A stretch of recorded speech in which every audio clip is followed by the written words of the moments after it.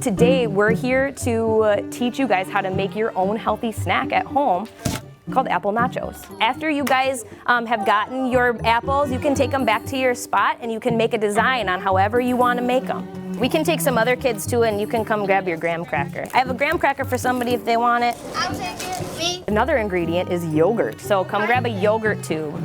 Apples are a healthier option than chips.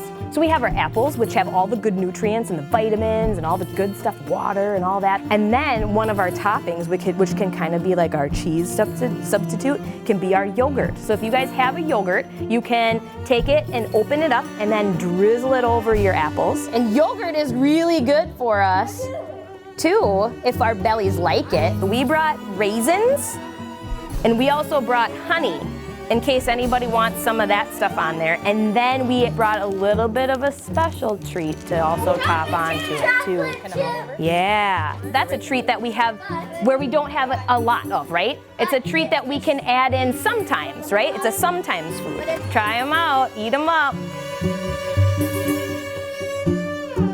What are we thinking? Thumbs up? Yeah, thumbs up.